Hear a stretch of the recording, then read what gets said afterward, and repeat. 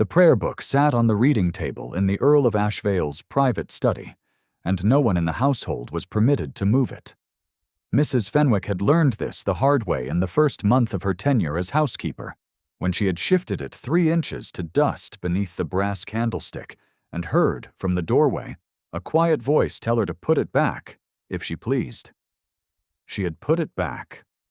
She had never touched it again.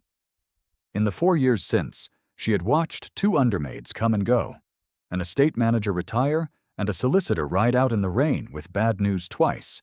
And through all of it, the prayer book had remained where it was, slightly worn at the spine, its pages cream gold at the edges, a slim fold of paper barely visible between its leaves. Whatever the letter contained, Mrs. Fenwick had long since decided she did not wish to know, except that on the morning of the first hard frost of the season, the new under-parlor maid, Cecily Marsh, found herself standing before that table with a damp cloth in one hand, and her better judgment quite thoroughly abandoned. She was not curious by nature. She was, as her mother had reminded her every day of her girlhood in the village of Stoke Prior, the sensible one. Not the pretty one. That had been her younger sister Ellen, with her yellow curls and her easy laugh. Not the clever one. That had been James, who read Latin for amusement and was now apprenticed to a solicitor in Worcester. Cecily was the one who got up first and went to bed last, and kept the household running on a widow's allowance that had never quite been sufficient. She was 24, plain in her own estimation, and had accepted 2 years ago, with no bitterness she would admit to, that the life of service was the life she would lead. She had come to Ashvale Park in October, hired on the strength of a character reference from the vicar's wife and a pair of steady hands. Lord Ashvale himself she had seen 3 times in the month and a half since. Once at the far end of the corridor when he emerged from the library without warning and walked past her as though she were a piece of furniture that happened to be standing in his way. Once across the stable yard in the rain, a dark figure in a coat the color of winter water, speaking low to his head groom. And once, for the space of perhaps 5 seconds, at close quarters in the morning-room doorway, when she had come to lay the fire and found him already there, standing at the window with his back to her, entirely still. She had stopped. He had not turned.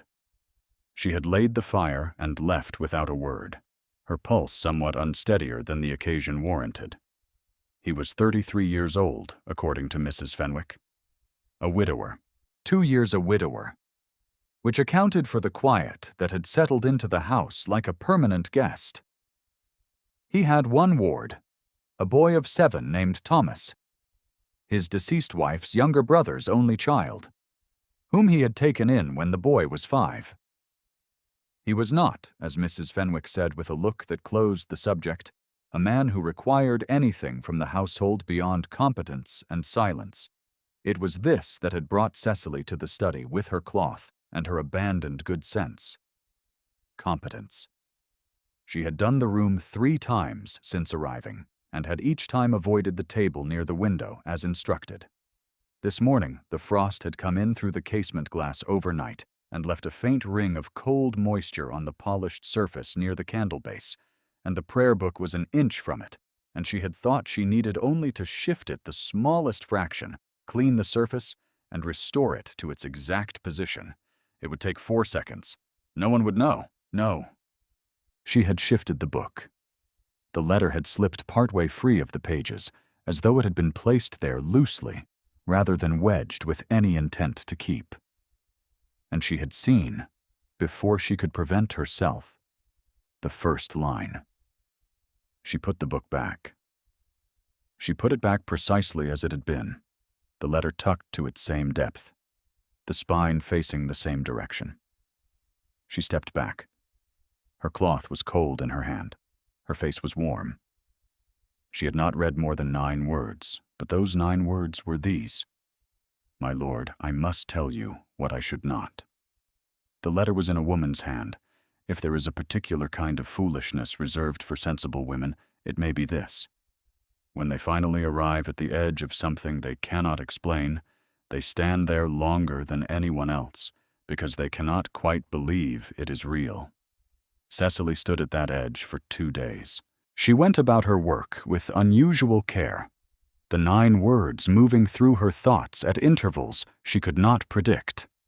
While she carried coals, while she folded linen, while she listened to young Thomas chatter at her from the nursery doorway about a rabbit he intended to befriend.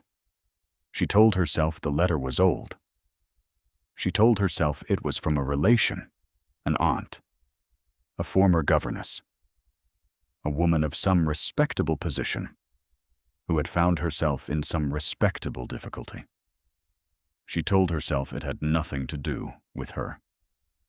And then, on the 3rd morning, Lord Ashvale came into the room while she was there. She had miscalculated by 7 minutes. She was certain of the house's rhythms, had mapped them in the careful way she mapped everything. And his study hour was 9 o'clock without variation. It was 12 minutes to 9. She was rearranging the tray of letters on the side table when the door opened. And there he was. He was taller than she had registered from a distance, or the room was smaller than usual this morning, with the frost still on the glass and the fire laid but not yet lit. He looked at her with the expression she had come to associate with him from those previous 3 encounters. Not cold, exactly, but contained in a way that suggested a great deal being deliberately withheld. His eyes were gray, the particular gray of January sky above the park. Not warm and not cold, but simply present, watching. "The tray," she said, because she had to say something. "I had thought it seemed disordered. I beg your pardon, my lord?" He looked at the tray. He looked back at her. "Cecily Marsh," he said, as though reading from a list. "Yes, my lord. You are the new under-parlor maid." "I have been here 6 weeks, my lord." Something in his expression shifted, not softened precisely, but rearranged, in the way that stone rearranges when you finally see the crack that was always in it. "6 weeks," he said. "I see." He crossed to the reading table. He did not look at the prayer book. He looked at the window. "The frost is persistent this year," he said, which was not a conversational remark, but sounded remarkably like one. "Yes, my lord?" "Thomas is asking for you at breakfast. He says you know a great deal about rabbits." Her pulse did an entirely unaccountable thing. "I grew up in the country, my lord. I know what any country child would know." "He has decided," Lord Ashvale said without turning, "that you are the only person in this house capable of discussing the matter rationally. I cannot say I quarrel with the criterion." A pause, precise and weighted, the kind of pause that is not quite silence. "You may go, Miss Marsh." She went. She did not look at the prayer book as she passed the table. She managed this by a strictly applied effort of will, and did not count it as a victory until she was in the corridor with the door closed behind her. She was a under-parlor maid. He was an Earl. That this required no further thought was obvious, and Cecily Marsh returned to it at regular intervals across the following fortnight, particularly in the moments when it became most inconvenient. If you have found yourself wondering already what a maid's letter was doing pressed in the prayer book of a man who had spoken 6 sentences to the woman who wrote it, stay with me. The answer is not simple, and it does not begin where you might expect. It begins 2 years earlier, in the week after Lord Ashvale's wife died. Eleanor Fairfield Ashvale had been 26 years old, quick-witted and kind, and she had died of a fever in February, 3 days after it came on, before anyone had properly understood it was fatal. The house had gone into mourning. The estate had gone into stillness. Lord Ashvale had gone, according to those who had known him before, from a man of some warmth into something closer to a man of stone. Not cruel. Never cruel. He was sealed. As a house is sealed against winter, every window latched. In the week after, when the house was still full of the machinery of grief, the draped mirrors, the subdued voices, the stream of condolences arriving in black-bordered envelopes, a parlor maid named Mary Howell had done a thing that was not precisely her place to do. She had written him a letter. Mary Howell was not educated in any formal sense. She had been in service since she was 14, had worked at Ashvale Park for 2 years, and had known Lady Ashvale as the sort of mistress who learned the names of all her maids and asked after their families. When Lady Ashvale was ill, Mary had been the one who sat with her on the first night before the doctor came, because she happened to pass the room and heard the labored breathing, and stayed. She had not told anyone she stayed. She had simply held a cool cloth to the lady's brow for 4 hours, and when the doctor arrived, she had gone back to her duties. The letter she wrote to Lord Ashvale a week after the funeral was 4 sentences long. Mrs. Fenwick had seen her writing it, had thought about stopping her, and had not. None of them knew then that he had read it. He had given no sign. A month later, Mary Howell had left Ashvale Park to marry a farmer in Shropshire, and the household had closed over her absence like water over a stone. Lord Ashvale had never mentioned the letter. He had simply, at some point in that February, folded it and pressed it between the pages of his prayer book. And there it had remained. This was what Cecily did not know when she stood in the study with her cloth and her unsteady pulse. What she knew was 9 words. What she did not know was that those 9 words were the first line of the only letter anyone had ever written to Lord Ashvale that assumed he was in pain. The fortnight after the morning room encounter passed with the peculiar quality of time that moves both too slowly and too fast. Cecily did her work. She laid fires and carried trays and polished silver, and spent a portion of each day in the company of Thomas Fairfield, who was, she had concluded, the sort of child who required only to be taken seriously in order to be manageable, and who had fixed on her with the particular intensity of small children who are looking for something they cannot name. On the Wednesday of the 2nd week, a lamp in the library went over. It happened because the footman Hutchins had placed it too near the edge of the table to allow for the delivery of a large package of journals, and the journals went to one side and the lamp went to the other, and the oil caught the edge of the tablecloth before Hutchins had the presence of mind to do anything useful. Cecily was passing the library door with a coal scuttle when she smelled it. She set down the scuttle, went in, took the tablecloth by its far edge, folded it swiftly over itself to smother the flame, and then stood holding it at arm's length while the smoke dissipated, and Hutchins said something she chose not to hear. Lord Ashvale was in the library. He had been at the writing desk, and he had risen when the lamp went over, and he was standing with his hand not quite extended, the instinct to act not yet translated into action, when she completed the action herself. He looked at the folded cloth in her hands. He looked at her. "You should run cold water on those," he said without preamble. His voice was entirely level. "Your hands." She looked at her hands. They were not burnt, though the cloth had been hot. "I am quite well, my lord." He crossed to her. He took the cloth from her hands, deposited it on the grate, and then, with a precision she had not expected, turned her hands over in his and looked at the palms. He did not touch them with more than 2 fingers at each wrist.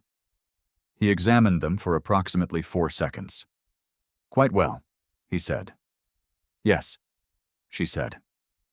He released her hands. He stepped back. He said, to Hutchins, several things about the placement of lamps near the edges of tables. He did not look at her again. She retrieved her coal scuttle from the doorway and went on to the next room. She did not think about the 4 seconds for any significant portion of the rest of the afternoon. This was not true at all. She was folding the boys' shirts in the nursery one afternoon when she heard Lord Ashvale in the corridor outside, not his voice, but his step. which she had learned to distinguish from the others in the way you learn such things when you are trying not to notice something. Slowly, and against your intentions. He stopped outside the nursery door.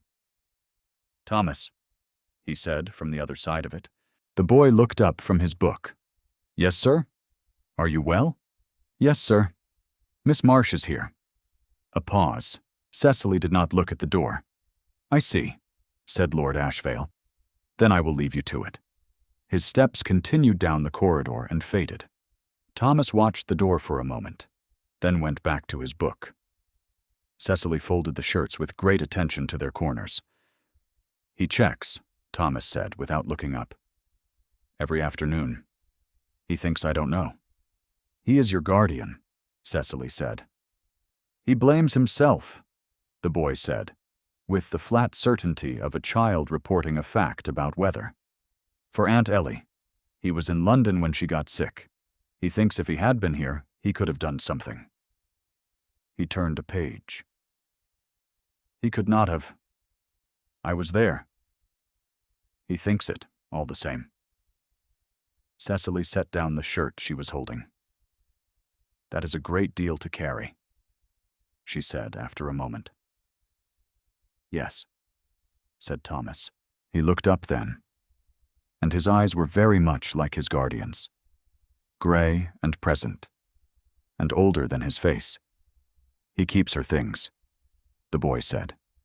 "He does not look at them. He keeps them still." She thought of the prayer book. She thought of the 9 words, "My Lord, I must tell you what I should not." The second voicing of what she was came on a Thursday, in the servants' hall, where she was not meant to hear it at all. She had come down early to fetch hot water for the morning, and had paused outside the door to the housekeeper's parlor when she heard Mrs. Fenwick's voice, low and precise. "She is an under-parlor maid, Hutchins, and she has been here barely 2 months. I will thank you not to encourage the boy's attachment to her as though she were a member of the family. She is a maid. That is what she is, and that is what she will remain." There was a murmur in response from Hutchins, the footman, conciliatory as always. "I say it only because," Mrs. Fenwick continued, and her voice had dropped further, "I have seen how his lordship looks at her, and I have no doubt she is a perfectly decent girl. Nothing good comes of decent girls in those situations. Nothing good at all." Cecily waited until the voices moved away. Then she took her hot water and went upstairs, and told herself she had imagined the last part. She had not imagined it. What followed happened slowly enough that she could not, later, name the moment when something changed. It happened in the intervals between other things, in the way he had begun to acknowledge her when they crossed paths, a word more than none, in the way Thomas had taken to reporting her remarks to his guardian at dinner, which she knew from the footman who served, in the way Lord Ashvale, on the morning she found his fire unlit because the housemaid had taken sick, and no one had told her, stood in the doorway of his study while she laid it, and said, without preamble, "You are from Worcestershire?" "Not a question." "From Stoke Prior, my lord?" "Yes. I rode through Stoke Prior once. There is an old church. St. Mary's, my lord. Very old. The porch dates from the 13th century, or so the vicar told us." He was quiet. Then he said, "You like churches." It was not a question either. She said, "I like the ones that have been standing for a long time. There is something in it, the knowledge that a great many people came there before, and came away from it still standing." She had not meant to say that much. She looked at the fire she had laid, and felt the back of her neck grow warm. "Yes," Lord Ashvale said, after a pause that held quite a lot inside it. "That is precisely it." He did not say anything more. She finished her work and left. She thought about it for 3 days. 3 days after, she found Thomas in the kitchen passage. He had not come from the nursery. He had come from outside in January without his coat, and he was sitting on the cold stone floor with his back against the wall and his arms around his knees and his face pressed down so that she could not see it. She stopped. She looked at him for a moment. She did not say anything immediately, which was, she had learned, the correct thing to do with children who had reached their limit. She sat down on the floor beside him. It was cold, and the stone was hard, and she was in her good apron, and none of that mattered. She sat there. After a while, he shifted, just slightly toward her. "I dreamed about her," he said. His voice was muffled. "About Aunt Ellie. I dreamed she came back and then she was gone again and I could not find which room she had gone to. Cecily did not say it was only a dream. She did not say, 'He must be cold.' She sat on the stone floor of the kitchen passage and said, 'Tell me what she was like.' He looked up. His face was red at the eyes and quite serious. 'She laughed at things that other people didn't laugh at,' he said. 'She had a way of looking at something, and then she would see something funny in it that no one else had noticed. And then she would start to laugh, and then I would laugh too, even when I didn't know what was funny. That is a very particular kind of gift,' Cecily said. 'Yes.' He was quiet. 'She would have liked you.' She liked people who meant what they said. Cecily sat on the floor for a further 20 minutes. Then she stood and pulled him up by one hand and said, 'There are biscuits from this morning's baking. Come.' She did not know that Lord Ashvale had passed the end of the passage and seen them sitting there. She did not know, and would not know until much later, that he had stood at the far end for 3 minutes without moving and had gone back the way he came. It was in this period that the Dowager Mrs. Patience Holt arrived from Bath. Mrs. Holt was Lord Ashvale's maternal aunt, a woman of 62 who dressed as though the Regency had peaked in her honor and declined slightly after. She arrived in a hired chaise with 2 trunks and a small dog, and the settled authority of someone who believed her opinions constituted assistance. She had not been to Ashvale Park in 18 months and wasted no time in surveying what she found there. She found, among other things, Cecily. She found her on the second morning, when Cecily was carrying a tray of correspondence from the morning room to the study, and encountered Mrs. Holt in the corridor, where the older woman was engaged in the comprehensive assessment of everything she passed. Mrs. Holt looked at her. "You are new," she said. "Yes, ma'am." "Under parlor maid, I collect." "Yes, ma'am."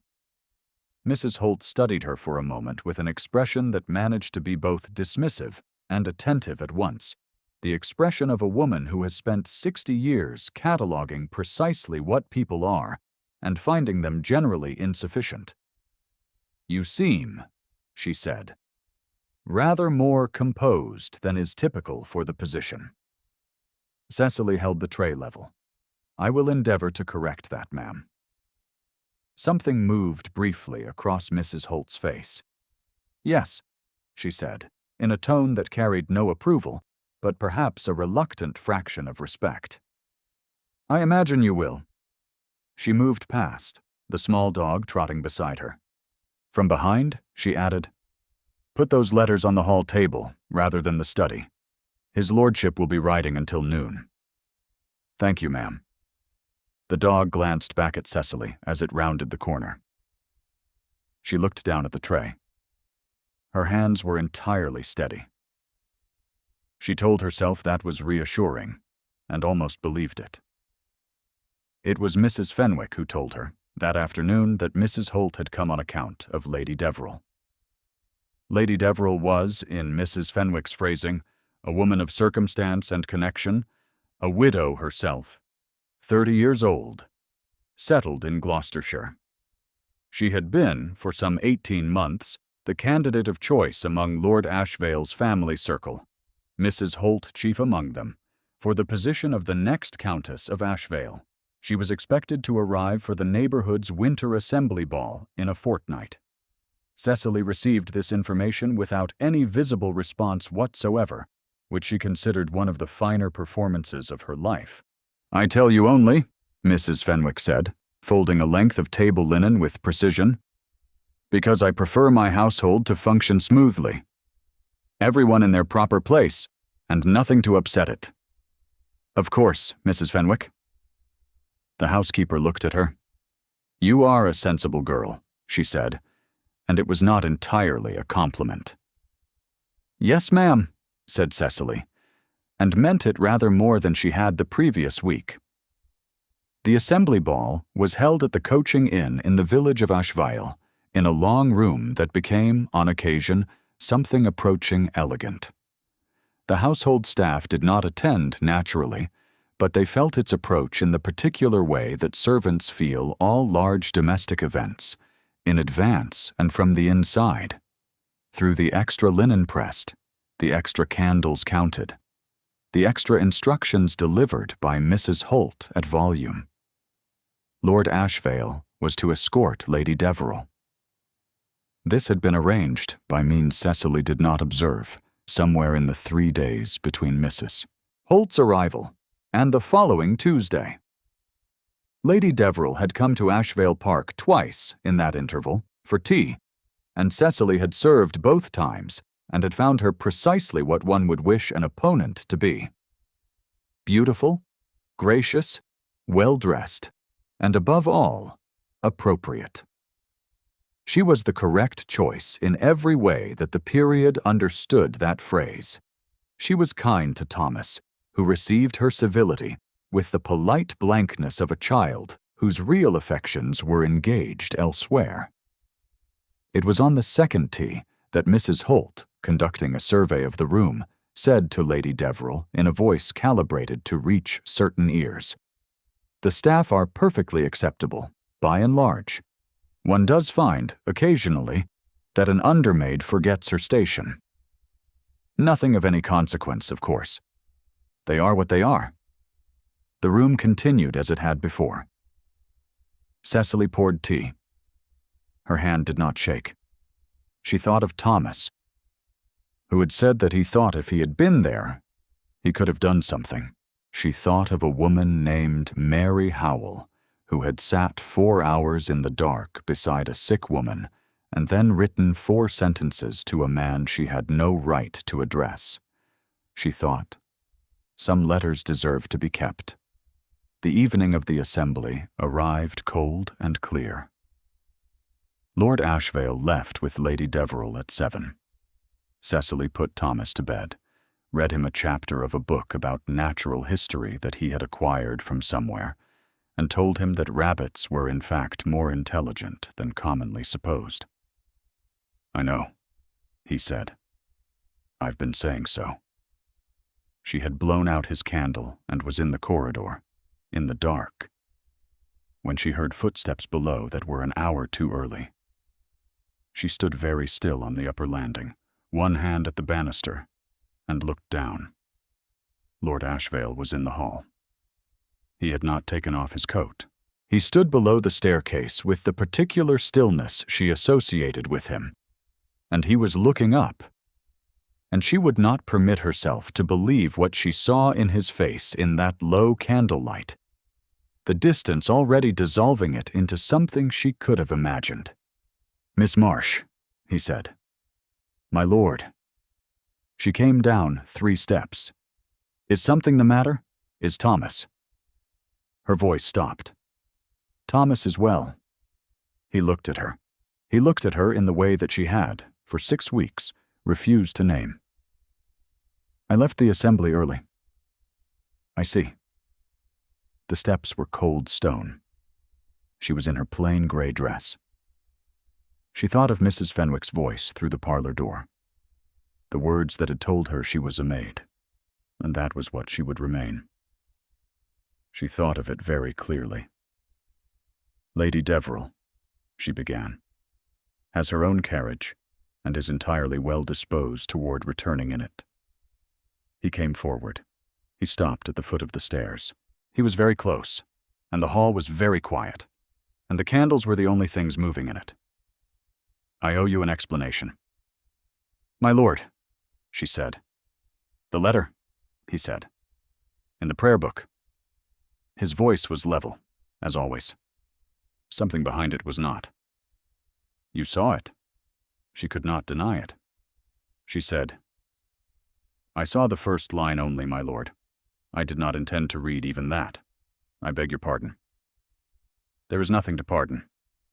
He looked at the space between them. "It was written by a woman named Mary Howell. She was a parlor maid here when my wife died. She stayed the night with Eleanor before the doctor came, and told no one, and left for Shropshire a month later, without ever asking whether I knew." A pause. "I did not know until I read the letter. She wrote to tell me. She wrote to tell me that Eleanor had not been frightened, that there had been someone with her. That was all." Cecily's hands were clasped at her waist. She did not trust them otherwise. "I had been in London," he said. "There was a vote in the Lords. I believed I would be back before there was cause to hurry. I had believed there was time." His jaw tightened, that small, fractional movement she had catalogued without permitting herself to understand what she was cataloguing. "I was not back in time. And for 2 years I believed she had been alone." "She was not," Cecily said. It came out more quietly than she had intended. "Because of Mary Howell. Because of Mary Howell." He looked at her.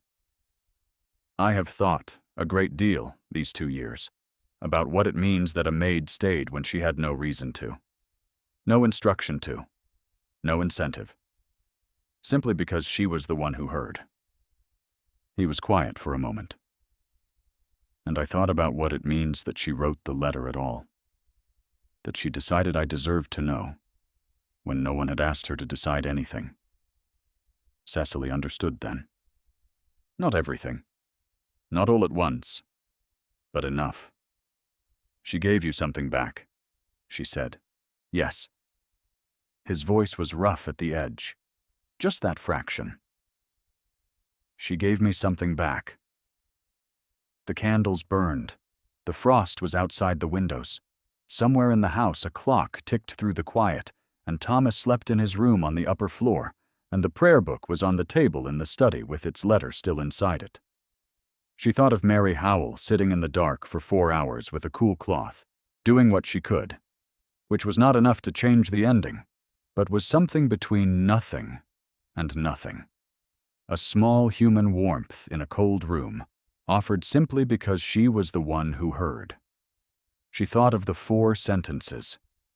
She thought of what it must have cost a parlor maid to pick up a pen and address herself to an earl, knowing full well the conventions she was crossing, knowing she might be dismissed for the impertinence, knowing she might receive no acknowledgement at all. And she thought, with a clarity that surprised her. That was why he kept it. Not because the letter contained news of any particular weight. Because someone had decided he deserved to know. Because someone had decided he was worth the crossing. She understood, in that moment, something about what had been sitting between them since the morning room. He was not a man who believed, at the level below reason, that he was worth the crossing. His wife had died, and he had not been there. And he had been telling himself, in the sealed way of men who do not speak of such things, that this was what he deserved. The letter had not fixed that. Nothing fixed that sort of thing. What it had done was tell him, in 4 sentences from a woman who had no reason to lie to him, that he had not left her alone, and he had folded it and kept it because a part of him, the part below the stone surface, had needed proof that he was not entirely lost. "Miss Marsh," Lord Ashvale said. His voice had shifted, the way stone shifts when it finally admits the crack. Cecily. It was the first time. She had known it would be a marked event, and had not known that it would feel like a door opening into a room she had not understood she had been standing outside of. "My lord," she said, which was inadequate. And she knew it was inadequate, and could not find anything that would do better. "I am aware," he said, "of what this house has decided you are. I am aware of what my aunt has decided. I am aware of what is convenient and what is appropriate, and what the season and the assembly and Lady Deverell collectively represent." A pause. His eyes did not leave her face. "I find I am no longer persuaded by the argument."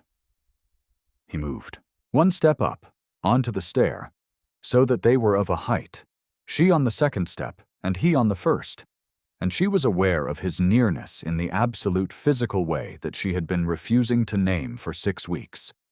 The warmth of him in the cold hall, the particular quality of his attention, which was like being seen by someone who had decided to look carefully and not look away. "I do not wish," he said very quietly, "to keep things in a prayer book that I should say aloud." She looked at him. She thought of her mother's voice, the one that had called her the sensible one. "That is what you are." She thought of it, and found for the first time that it offered no particular guidance. "There is a great deal," she said, "that you would need to account for. My station, your aunt, the boy who has formed attachments, the neighborhood, which will have an opinion." "Yes," he said. "I know." "And you are still standing on the stair?" "Yes," he said. "I am." Something in his expression, that face like gray winter sky, had changed, not warmed precisely, but opened, the way a window opens on the first day the frost has gone. "I have been standing outside something for 2 years, he said. "And I find I have run out of good reasons to stay there." She looked at him for a long moment. Then she said, with a steadiness she had not known she possessed, "Then perhaps you should come in. If you have stayed this long, you already know what kind of man keeps a maid's letter in his prayer book. You know what it says about him, even before the moment at the foot of the stairs. Stay, if you will, for a little longer." What followed was not simple, because nothing true ever is in a Regency winter, with a household watching. Mrs. Holt did not take the news quietly. When Lord Ashvale spoke to her the following morning, not requesting her approval, but extending the courtesy of informing her directly, she sat very upright in the morning-room chair with her hands folded and her expression the carefully controlled kind that masks something working hard beneath it. "She is an under-parlor maid," Mrs. Holt said. Her voice was precise and level, as it always was. "The neighborhood will make it impossible." "The neighborhood," said Lord Ashvale, "will follow the lead of the house." He stood at the window as he always did, profile against the winter light. "It has done so before." "You are speaking of your comfort," she said. "I am speaking of hers." He looked at her then. She had not, apparently, expected that. She pressed her lips together. "The girl is not stupid," Mrs. Holt said, with the air of someone making a concession that costs them something real. "She will understand what she is walking into." "She does understand. I have not been imprecise." His aunt was quiet. She looked at her hands. Outside, the frost was beginning to lift for the first time in a week, the sun at an angle that suggested, tentatively, that it intended to become warmer. "Well," she said at last, in a different tone entirely, dry and direct and older. "She put you in your place on the stair, I take it." "She did." "Good," said Mrs. Holt. She picked up her dog. "Then she will manage the rest of it." Lady Deverell wrote a letter of gracious disengagement that arrived 4 days later, brief and without rancor, which Cecily thought spoke very well of her, and said so, which made Lord Ashvale look at her in a way she was beginning to learn to read. Thomas was told on a Sunday, in the library, by both of them together. He listened with the gray-eyed gravity that was his particular inheritance. When they had finished, he said, "I knew about the rabbits." They looked at him. "That she knows about them properly," he said. "Not the way people say they know. The real way." He appeared to consider this sufficient evidence. "All right," he said, and went back to his book. The solicitor came in January, and the necessary arrangements were begun. The neighborhood assembled its opinion over the course of February, and by March had substantially revised it, assisted by the universal agreement that Cecily Marsh was the sort of woman who spoke sensibly and did not require anyone to manage her feelings for them, which the neighborhood, on reflection, found restful. There were, of course, visits. Women of the county came to call, in pairs and occasionally threesomes, with the particular alertness of people who have a new piece of information to assess and wish to complete their assessment in person. Cecily received them in the morning room with equanimity and tea, and answered questions about her family in Worcestershire with the truthfulness that is, in such situations, the only viable strategy. Her father had been a clergyman's assistant. Her mother was alive and well. She had 2 siblings, one of whom read Latin. She was 24. She had been, until the autumn, an under-parlor maid at Ashvale Park. She delivered these facts in the same level tone she used for everything, and watched the women opposite her recalculate accordingly. Most of them, she found, were surprised to find her so thoroughly what she was. They had expected, perhaps, some performance of elevation, some reaching for a station she had not yet earned. They found instead simply Cecily, who knew where to set a cup and had opinions about churches, and had shown, on at least one occasion she did not discuss, that she kept her head when a lamp went over. Lady Whitmore, who was 70 and had known Lord Ashvale's father, and said so at every available opportunity, came at the end of February and stayed for an hour and a half, and told Cecily at the door, "You will do," which was, Mrs. Fenwick informed her afterward, the warmest endorsement Lady Whitmore had delivered in 14 years. She wrote to her mother in Stoke Prior. Her mother wrote back, 3 pages in a close hand, which Cecily read at the writing table in what was no longer the parlor-maid's room, and would not be for much longer. The letter said, among other things, that she had always known Cecily would be sensible about it, which her mother appeared to intend as a compliment, and which Cecily received as one. The morning before the ceremony, she went to the study. She stood at the reading table. The prayer book was where it had always been, slightly worn at the spine, its letter still inside it. She looked at it for a long moment. Then she opened the cover, not to the letter, but to the first pages, and read the inscription in a hand she did not recognize, to Edmund on the occasion of his confirmation. May he keep always what is true. She ran her thumb along the words. The leather was smooth and cold. He was behind her. She had known it the moment he entered the room, that awareness she had stopped trying to suppress. "I have not read the rest of it," she said. "The letter. I want you to know that." "I know." He came to stand beside her. "I know you, Cecily." She looked at the prayer book. She was right, wasn't she? Mary Howell. She was right that you deserved to know. Yes. His voice was quiet. "Will you keep it there?" He was silent for a moment. "Yes," he said. "I think I will keep it there." She closed the cover carefully. She looked out the window at the garden, where the frost had gone entirely now. The ground softened. The rose canes beginning to show the first pale green at their tips. That means something is coming, even when you cannot yet see what. Thomas was visible below on the path with a cage of some kind under his arm and an expression of tremendous purpose. He has found the rabbit, Lord Ashvale said. He was always going to find the rabbit, she said. I told him which hedge. He looked at her. She looked back. You knew, he said, with something that was almost, but not quite, the expression of a man who has just been outmaneuvered by a woman he loves. From the beginning. I knew it would keep him busy, she said, while we were otherwise engaged.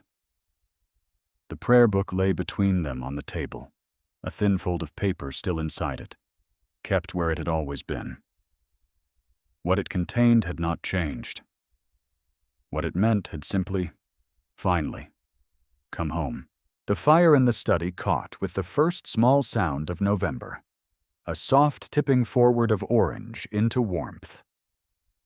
Outside, Thomas made his way along the path with his cargo, entirely absorbed in the task, entirely safe. The garden lay open and cold and ready for spring, and Cecily Marsh stood at the window of Ashvale Park and understood, quite precisely, that she had arrived. Thank you for staying. If you have found something in Cecily's story that moved you, leave a word in the comments. She spent 2 years being the sensible one, and she deserves to know she was seen.